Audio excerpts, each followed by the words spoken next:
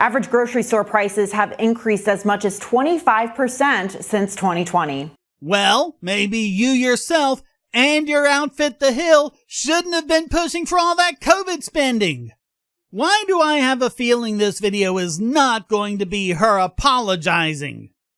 Despite reports that inflation is cooling, we're still seeing outrageous prices and hearing terms like greedflation and shrinkflation being thrown around daily. Only by morons like you.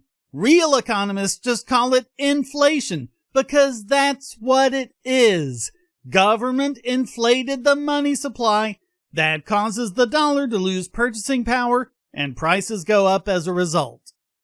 How is it possible that we are still paying more for less? Because we still have an inflationary monetary policy. Until now, the White House has been criticized for sky-high food prices, but the blame game seems to be shifting from the commander-in-chief to what some Americans say are greedy corporations. Some Americans being the ones like you who don't want to take the blame for your policy. Here's a hint. We, and I mean that literally, since if you check my videos back then, I was saying this personally, we were the ones who predicted that inflation would result from all that COVID spending. And people like you laughed at us. We were horrible people stoking fears about inflation because we wanted grandma to die or something. And now, here we are, completely vindicated, and you're still pulling this crap. Which we predicted as well. According to a new Navigator research poll, 59% of Americans think corporate greed is the major cause of elevated sticker prices. Yeah, like I really believe that. Here's how you know that anything they want to blame on corporate greed, whether it's today's inflation, the 2008 financial crisis, or whatever, is not actually due to corporate greed, and it's really one simple truth that no one can deny. Corporations are always greedy. They always have been greedy. So the question then is, if it's due to corporate greed, why wasn't it happening in, say, 2015 or 1998? If you're gonna blame corporate greed for double-digit inflation in 1979, then how do you explain 1955, a year with no inflation? Did corporations just stop being greedy for a whole year? Another problem is, corporate greed is no explanation at all. It doesn't give you any explanatory power. It doesn't let you make any testable predictions. It's nothing more than phlogiston.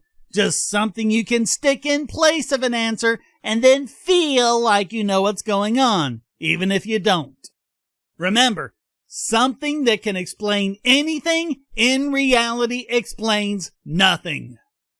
Here to break down what's really going on here is News Nation business contributor Gary B. Smith.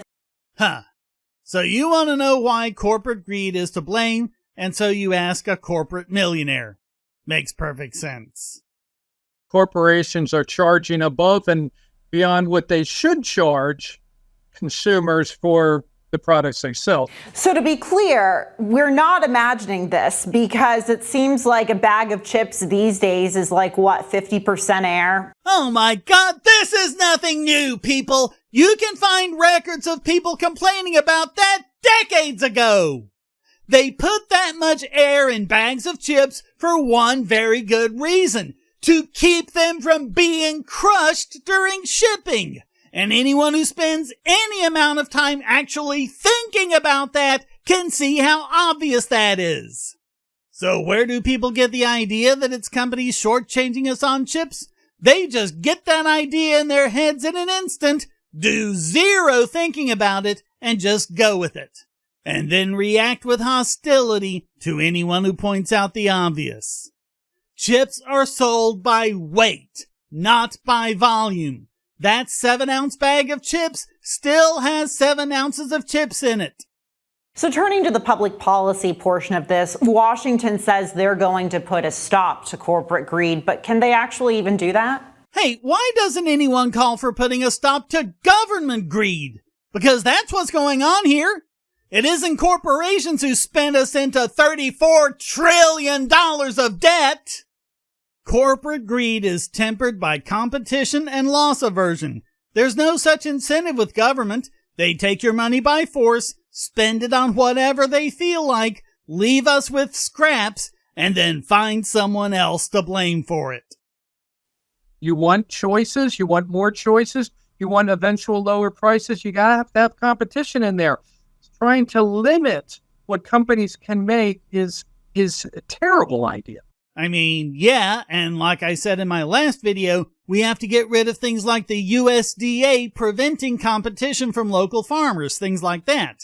But what this guy won't do is put the blame where it belongs, on greedy politicians spending us into trillions of dollars of new debt every year and having the Fed print money to cover for it.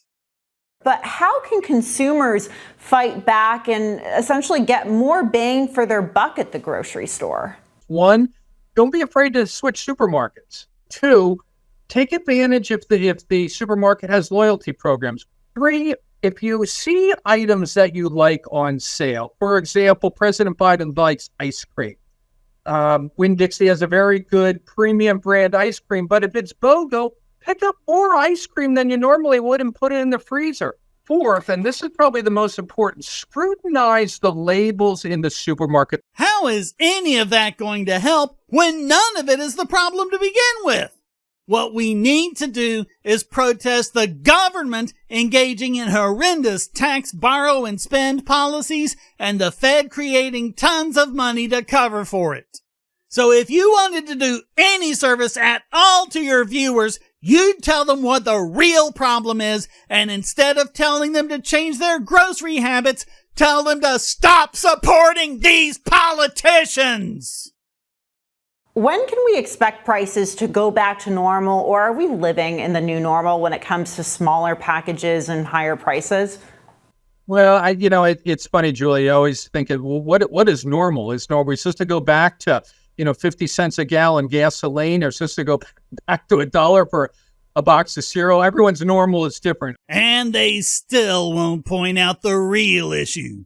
It's not about the number on the price tag. It's about purchasing power. Government is ruining the purchasing power of the dollar for their own greedy ends. The fact is, we're not going to get back to what was previously considered normal because government is still running massive deficits. If you have a sound monetary policy, a government that spends within its means, and even better, a government that doesn't go beyond its basic constitutional functions, then you'd see things getting way more affordable. And before you think a balanced budget is some sort of massive slashing of government everything, just look at the numbers. The CBO projects revenues of $4.9 trillion in 2024. Do you know how far back we'd have to go to have a budget lower than that amount? Just 2019, when total federal spending was $4.75 trillion. In fact, we'd have a $150 billion surplus. We wouldn't have to go back to last century or anything. Just undo COVID and the budget is balanced. By the way, the individual income tax is about $1 trillion of those revenues. If we went back to Obama's 2015 budget, where total spending was $3.89 trillion, we could end the individual income tax and have a balanced budget. Imagine that. Just go back to 2015. Just repeal everything post-Obama. And no more inflation. No more huge cuts out of your paycheck. No more filing tax returns and everything else. You'd be able to keep more of your money and everything would get cheaper to boot. This is how insane government spending is, and you won't hear it from these morons. They'll just continue to push their big government programs and blame other people when it goes wrong and push the responsibility for fixing it on you and your purchasing habits. How unbelievably psychotic can you get? So thanks for watching. Please hit like and subscribe, leave a comment, and go to donate.bogosity.tv to keep me doing what I do. And check out all the great content here, like this video selected just for you.